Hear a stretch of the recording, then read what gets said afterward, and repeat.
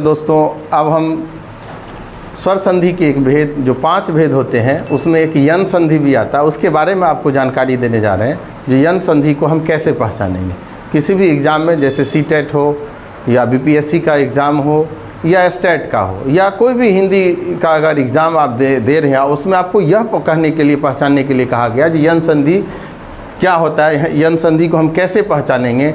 तो वो जानकारी के लिए हम आपको बता रहे हैं यन संधि क्या होता है। और पहले जाने यन संधि कैसे पहचानेंगे। तो जानते हैं यन संधि में यदि ई, ह्रस्व ई, दीर्घ ई, ह्रस्व आ दीर्घ उ और री के बाद कोई भिन्न स्वर आए। आप देख रहे हैं ये सब स्वर वर्ण है, और उसके बाद अगर कोई भिन्न स्वर ही आए, यहाँ पर देखना है हमको, जो ह्रस्व ई दीर्घ ई या ह्रस्व उ दीर्घ उ या री के बाद कोई स्वर वर्ण ही आना चाहिए। तो वह ई जो है, ह्रस्व ई आ दीर्घ ई क्या बन जाएगा, य बन जाएगा, यानी और ह्रस्व आ दीर्घ उ क्या बन जाएगा, वो बन जाएगा। तो ये हमको देखना है।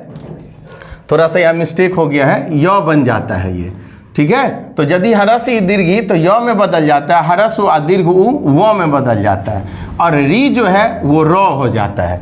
तो इस तरह से हम कुछ उदाहरण स्वरूप आपको समझाने का प्रयास करें, जो हम यन संधि को कैसे पहचानेंगे।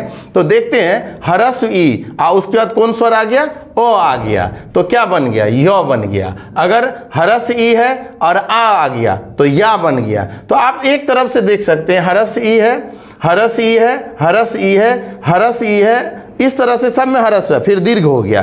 तो अगर ह्रस्व ई या दीर्घ ई के बाद अगर कोई दूसरा वर्ण अगर हम ले आते हैं तो वह य में बदल जाता है, या में बदल जाएगा, या यू में बदल जाएगा। तो उससे बनने वाले शब्दों पर पहला चर्चा करते हैं। अगर ह्रस्व ई के बाद अ आता है तो यो य बन जाता है। जैसे अधिजोर अयन, अध्ययन, अधिजोर अयन क्या बन गया, अध्ययन। यदि जोर अपि, यद्यपि। और एक चीज इसमें और हमको सीखने को इसका ट्रिक आता है, जो जब भी इसमें देखिएगा तो इस तरह से बनने वाले शब्द जो होंगे, तो उसके शब्द बनने के बाद उसमें आधा वर्ण आपको दिखाई देगा, अर्धवर्ण, कोई ना कोई अर्धवर्ण दिखाई देगा। तो आप समझिएगा वो यन संधि है। यदि जोड़ापि, यद्यपि, अति जोड़ अधिक, तो यहाँ देख रहे हैं आधा वर्ण दिखाई दे रहा है आपको, तो अत्यधिक। तो इस स्थिति को भी हम पहचान सकते हैं। ई जोड़ आ बराबर या हो जाता है। जैसे इति जोड़ आदि, तो क्या बन गया, इत्यादि। यहाँ भी आधा तो का देखिए उच्चारण में आ रहा है। अति जोड़ आवश्यक, तो अत्यावश्यक, यहाँ भी आप देखिएगा आधा। तो एक तरह से ये ट्रिक में आपको काम आ जाएगा, आप इसको रख सकते हैं। जो आधा अगर कोई वर्ण आपको दिखाई देता है तो वो यन संधि का वो पहचान हो जाता है, यन संधि है। जैसे देख लीजिए यहाँ पर लिखे अति जोड़ आचार, तो देखिए आधा, अत्याचार।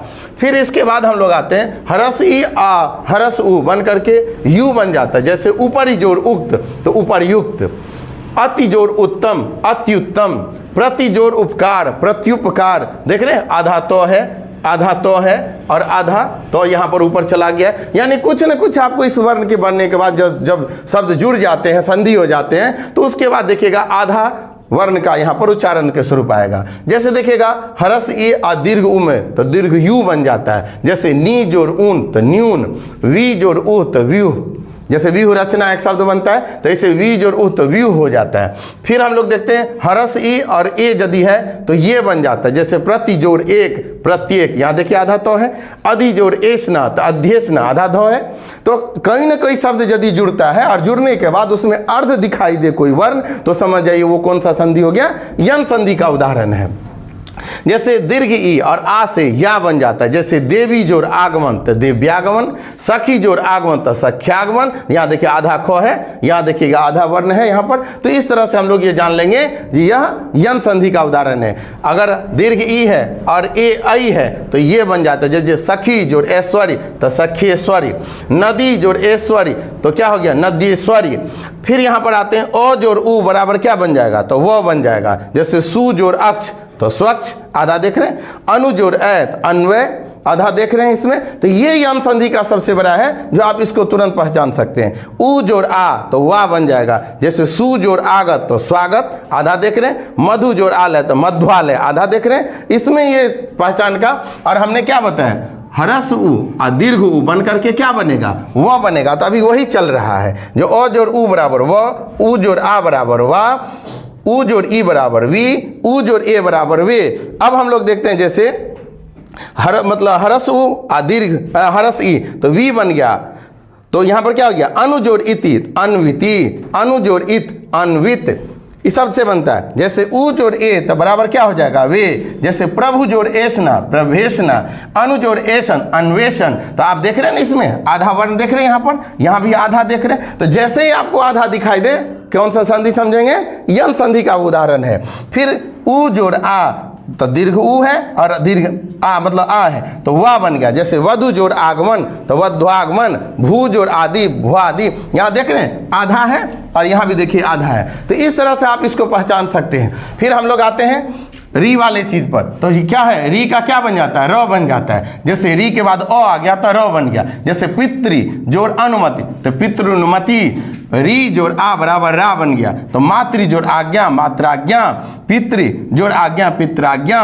फिर यहाँ पर री और ई बन के री बन गया। तो मातृ जोड़ इच्छा मातृक्षा, पितृ जोड़ इच्छा पितृक्षा। देख रहे हैं आधा वर्ण सब में कहीं ना कहीं आपको दिखाई देगा, वो आधा के रूप में आ जाता है। तो यदि वह अर्ध वर्ण के रूप में अगर दिखाई दे संधि होने के बाद, तो हम लोग उसको किस चीज़ का उदाहरण मानेंगे, तो वो यन संधि का पाठ हो जाता है। तो हम इसको आसानी से पहचान सकते हैं। और हम लोग इसको जैसे जैसे आप हम लोगों को मतलब सब्सक्राइब करते चले जाते हैं, तो और इसको बढ़ाते जाइए वीडियो को। हम नया नया आपको इसमें टॉपिक लेते आएंगे और आपको ये परीक्षा में ज़्यादा उपयोगी होगा। धन्यवाद।